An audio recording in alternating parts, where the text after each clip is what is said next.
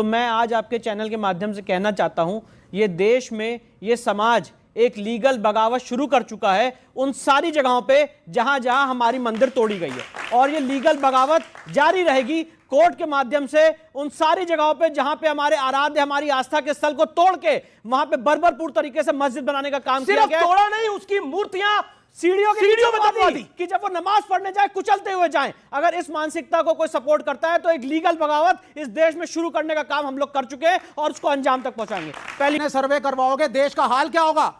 जब ये सर्वे होगा तो सच्चाई सामने आएगी कि किस तरह से मंदिर को तोड़ के मस्जिद बनाई गई है।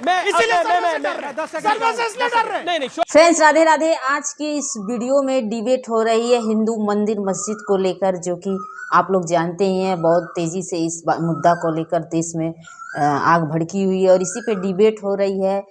हिंदू पक्ष की तरफ से वकील आए हुए हैं और दूसरी तरफ विवेक श्रीवास्तव, जो कि जुबानी जंग हो रही है राजनीतिक विश्लेषकों के द्वारा भी। चलिए इस वीडियो को स्टार्ट करते हैं और अंत तक सुनते हैं, लास्ट तक सुनते हैं। अच्छा लगे तो लाइक कीजिएगा, चैनल पे नहीं तो सब्सक्राइब कर लीजिएगा। अगर देश भर के जैन अपना पैसा इकट्ठा कर ले तो पाकिस्तान की जीडीपी निकल आएगी। सच तो ये है, जबकि ये सच्चाई बता रहा हूं मैं कोई रियासत नहीं थी। ये सुल्तान आलम नवाब, भोपाल के नवाब थे, आज कहते कुछ नहीं रह गया। इनसे सीखो मेरे भाई कि कैसे विष्णु शंकर जैन, सच क्या है? देखिए सच ये है, मैं आपको एक बात कह देता हूं, और जो बात मुझे आज यहाँ पे लगी, यहाँ पे रशीदी जी ने कहा कि जिसने जिसने बगावत की उनकी मंदिर तोड़वा दी गई। तो मैं आज आपके चैनल के माध्यम से कहना चाहता हूं, ये देश में ये समाज एक लीगल बगावत शुरू कर चुका है उन सारी जगहों पे जहां जहां हमारी मंदिर तोड़ी गई है, और ये लीगल बगावत जारी रहेगी कोर्ट के माध्यम से उन सारी जगहों पे जहां पे हमारे आराध्य, हमारी आस्था के स्थल को तोड़ के वहां पे बर्बरपुर तरीके से मस्जिद बनाने का काम किया गया। तोड़ा नहीं, उसकी मूर्तियां सीढ़ियों में दबा दी कि जब वो नमाज पढ़ने जाए कुचलते हुए जाएं। अगर इस मानसिकता को कोई सपोर्ट करता है तो एक लीगल बगावत इस देश में शुरू करने का काम हम लोग कर चुके हैं और उसको अंजाम तक पहुंचाएंगे। पहली बात। दूसरी बात मैं कहना चाहता हूं, कृष्ण जन्मभूमि का इतिहास पढ़ लीजिए। राजा बीर सिंह बुंदेला ने 1618 में 33 लाख रुपए की कॉस्ट से उसको बनवाया था।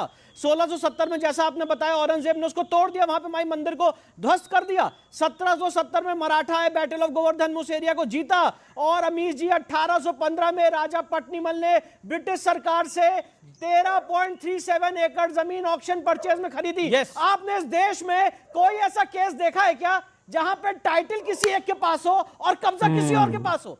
Title is with the deity, title documents हमारे पास है और 2.5 एकड़ में कब्जा करके बैठे। ये अगर आप इनसे पूछ लीजिए कि साहब वफ कब हुआ, जरा वफ डीड दिखा दीजिए, साहब यहाँ पे आपको किसने टाइटल दिया जरा बता दीजिए, कोई डॉक्यूमेंट नहीं है। और आपको एक बात और बताना चाहता हूं, ये जो टाइटल सेल डीड हुई थी, ऑक्शन परचेज हुआ था, इसके खिलाफ 10 राउंड ऑफ लिटिगेशन हुआ। 1875 में जो मुस्लिम पक्ष हार गया, 1944 में लिटिगेशन हुआ जो मुस्लिम पक्ष हार गया। बोल रहा हूं फ्रंट लाइन डिफेंस है, प्लेसेस ऑफ वर्शिप। मेरा फ्रंट लाइन डिफेंस है सर। इतने सर्वे करवाओगे, देश का हाल क्या होगा? आप तो 3 से 4 हजार जगह सर्वे करवाना चाहते हो। बात नहीं करनी चाहिए पूरे देश के अंदर जो केस के फैक्ट्स हैं उस पर 3 से 4 हजार जगह नहीं, अभी तो 2 जगह की बात। उससे आपकी इकोनॉमी बढ़ेगी, देश बढ़ेगा। अच्छा सुनिए,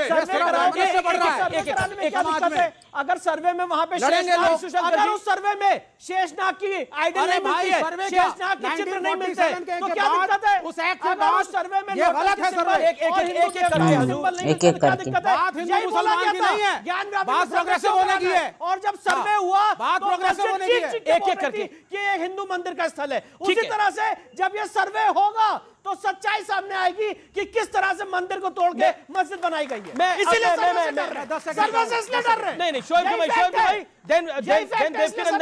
देवकी नंदन जी, शोएब भाई, मेरा पॉइंटेड सवाल ये है, मैं सबूतों की बात करता हूं, और उत्तर प्रदेश का राजस्व विभाग है, उसके वहां के दस्तावेज है कि मंदिर के पक्ष आज भी, यानी श्री कृष्ण जन्मभूमि ट्रस्ट जो है उसके पास आज भी जमीन का मालिकाना हक उसके पास है।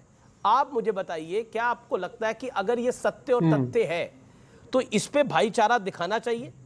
बाबरी मस्जिद का फैसला आया था और सुप्रीम कोर्ट ने यह कहा था कि भी कोई ऐसा सबूत नहीं है कि मंदिर तोड़ के मस्जिद बनाई गई, लेकिन फिर भी ये चूंकि मामला इतना देखना है, इसी वजह से वो फैसला जो दिया गया है, हमने उस वक्त कहा था कि आस्था के बुनियाद पर अगर फैसले होंगे तो ये पिटारा खुलेगा। ये क्या सैंक्टिटी है? अगर प्लेसेस ऑफ वर्शिप एक्ट की सैंक्टिटी नहीं है तो खत्म कर दीजिए। आपकी बातों में एक फैलेसी है, मैं पूरी बात कर लूं। आपकी बातों में एक फैलेसी है। काशी और मथुरा हिंदू पक्ष का तो साल दर साल मेरा ये कहना सरकार है आई थी नहीं आई थी, उससे नहीं, पहले से तो है। आप बताइए, 100 साल से है, 200 सालों से है। आप औरंगजेब की बात कर रहे हैं, आप औरंगजेब को बुला के यहाँ डिबेट कर लीजिए। हम औरंगजेब के प्रवक्ता नहीं है, लेकिन संविधान तो औरंगजेब ने नहीं दिया। कैसे आएगा औरंगजेब? संविधान तो औरंगजेब नहीं लाकर दिखाइए औरंगजेब को यहाँ पर। वैसे आप लेके औरंगजेब आइए। नाम की रोड बदली गई तो कौन कौन आया था बताइए? आप लेके आइए ना। प्रवक्ता बन गए। नहीं, सुनिए ना, औरंगजेब ने संविधान नहीं दिया और ना ही यहाँ से जो एक्ट बने हैं वो औरंगजेब ने। जब हमने इस देश में रिपब्लिक को अपनाया, जब संविधान को अपनाया, जब कानूनों को अपनाया, तो औरंगजेब नहीं था। तो हमने क्यों अपनाया? हमने इसलिए अपनाया कि पीसफुल कोएग्जिस्टेंस के लिए अपनाया। कोएग्जिस्टेंस के लिए वो कह रहे हैं कि पीसफुल कोएग्जिस्टेंस को डिस्टर्ब करने के लिए, कानून की सैंक्टिटी को खत्म करके अगर आप कुछ बातें मनवाना चाहते हैं तो ये तो आपकी हट धर्मिता, आप जो चाहे कर सकते हैं। लेकिन सवाल तो यही जायज रहेगा कि जिस कानून का आपको पास नहीं है तो उस कानून को पार्लियामेंट में रद्द करके फेंक दीजिए। बात खत्म। वो कह रहे हैं कि ओके, इनका पॉइंट बात है कि इसमें भाईचारा समाप्त होगा। बताइए ना। अगर ऐसा होगा, देवकीनंदन जी एक सेकंड देवकीनंदन जी बोलेंगे, भाईचारा समाप्त होगा देवकीनंदन जी। और आपने तो खुद एक टाइटल सूट डाला हुआ है भाई। देखिए मेरा गला खराब है जी, तो इसलिए कृपा करके मुझे 2 मिनट सुन लें बीच मैं में। माइक आपके पास दूसरा माइक लेके आ जाता हूँ। हाँ, उसका स्पीकर दे दीजिए। जी जी बढ़ा जी दीजिए। जी जी जी बोलिए बोलिए। आप सभी को एक बात बता देता हूँ, भाईचारे की बात है तो हम इनके खुदा और कुरान की कोई स्थान नहीं छीन रहे। जहाँ हमारा राम है, जहाँ हमारा कृष्ण है, जहाँ हमारे शिव हैं, उस जगह पर ये भाईचारा हमारे साथ नहीं निभाना चाहते। मथुरा में कोई भी इनका पीर पैगंबर आया हो तो बता दे हमें। अगर नहीं आया है तो हमारा कृष्ण आया है, वेद कहता है, पुराण कहता है, रामायण कहती है, हमारी गीता कहती है। और अगर ये सब कहते हैं तो इनको भाईचारा निभाने के लिए मथुरा हमको देना चाहिए। जी, पॉइंट बहुत डायरेक्ट है। ओके ओके ओके, इस पर आप कुछ कहना चाहते? बोलिए बोलिए शोएब। मैंने यही बात कहा कि एक फैसले जो होते हैं वो कानूनी पहलू पर होते हैं और एक फैसला आस्था के बुनियाद पर। आस्था के बुनियाद पर अगर फैसले लेंगे तो सारे सर्वे से क्या दिक्कत है? सारे फैसले हिंदू पक्ष में जाएंगे। सर्वे से दिक्कत क्या है? सर्वे से दिक्कत यह है कि ये जो हमने बात उसी वक्त कही थी जब ये अयोध्या का फैसला आया था कि ये पिटारा खुलेगा, और जब लोग कह रहे थे अरे नहीं नहीं ये तो पिटारे में कुछ होगा तो निकल के आएगा, नहीं होगा तो अयोध्या आप जीत जाओगे। आपने भी कहा था ना, आपको याद था, आप हमारे साथ डिबेट में थे, बिल्कुल बिल्कुल आपने कहा था कि जमाई साहब ये सिर्फ अयोध्या तक सीमित है, इसको कर लीजिए।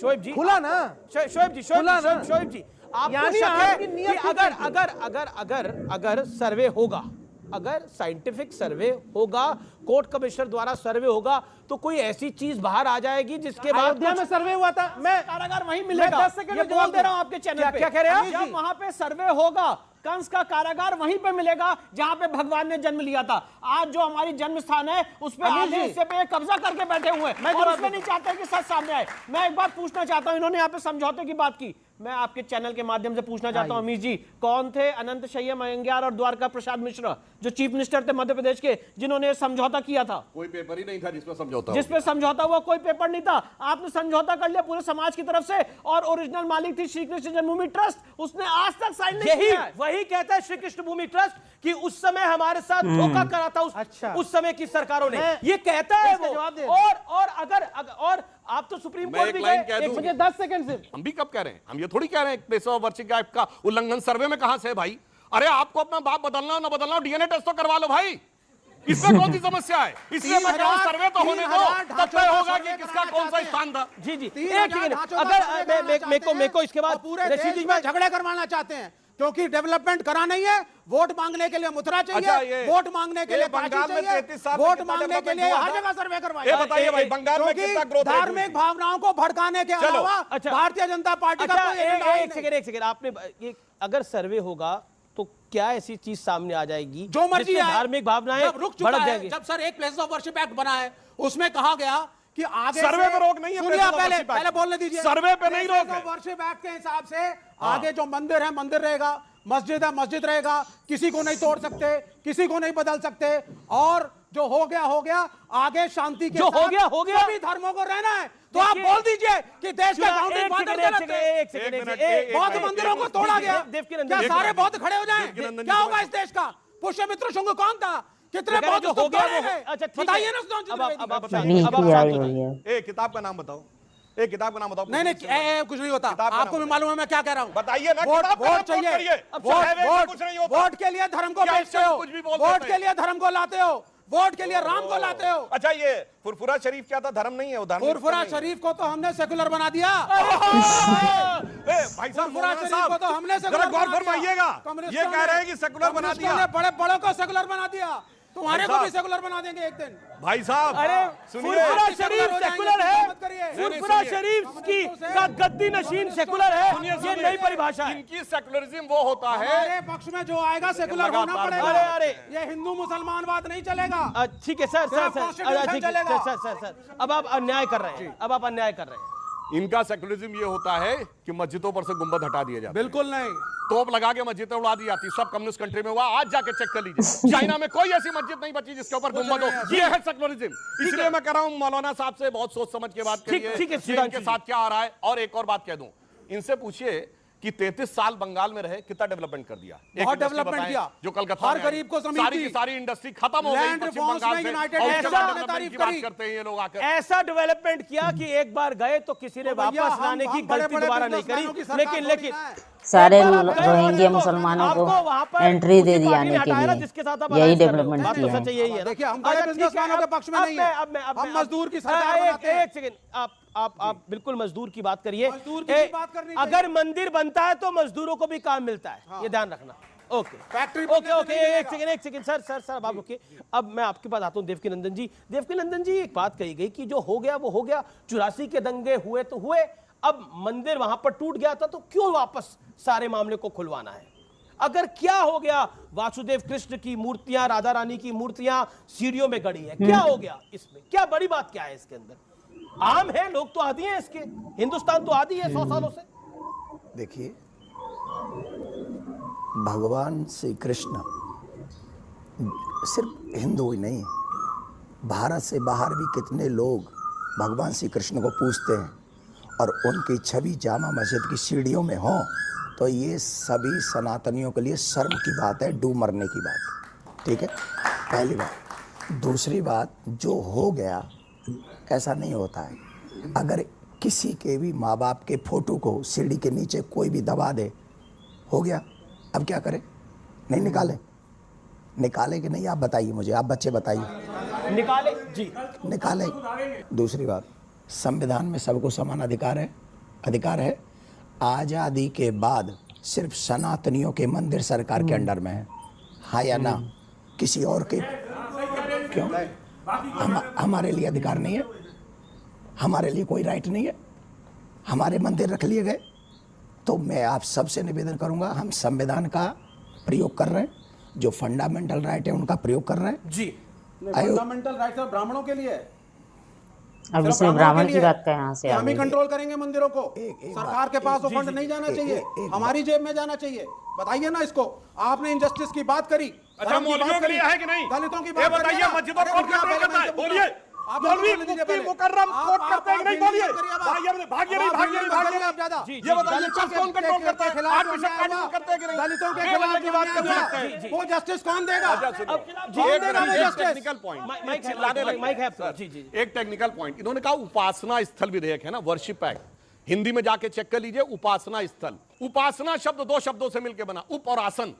आसन का अर्थ होता है बैठना, उप का अर्थ होता है निकट, यानी अपने इष्ट देव के निकट बैठकर जो किया जाता है पूजा, वो है उपासना। ये मिसगाइड कर रहे हैं। ये मिसगाइड नहीं कर रहे हैं। उप और आसन शब्द दिखाइए कहाँ है? पूछिए। देखा आप लोगों ने इस वीडियो में विवेक श्रीवास्तव जो कि सिर्फ और सिर्फ मुसलमानों की तरफ से ही पैरवी करते हैं और दूसरी तरफ से बोलने का, कभी मैंने इतनी सारी डिबेट्स देखी, मैंने कभी उसे हिंदू पक्ष की तरफ से बात करते देखा ही नहीं। जब देखो तब सनातन का धर्म का विरोध, जब देखो तब सवाल जवाब करते रहते।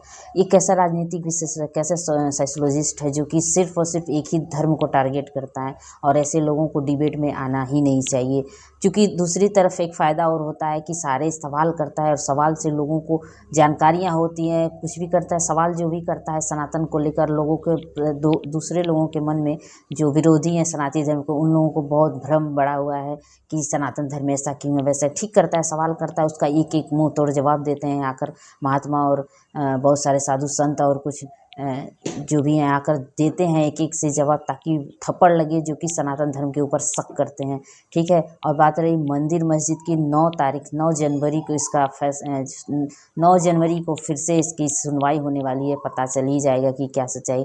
कोर्ट क्योंकि किसी के बातों से वो करने से, विश्लेषण करने से या बहस करने से नहीं मानती। बहस कोर्ट जो होती है वो बस प्रूफ के आधार पर ही फैसला सुनाती है। बाकी आप लोगों की क्या राय है कमेंट बॉक्स में ज़रूर लिखिए मंदिर मस्जिद को लेकर। मिलते हैं नेक्स्ट वीडियो में नेक्स्ट सेशन के साथ, तब तक के लिए राधे राधे।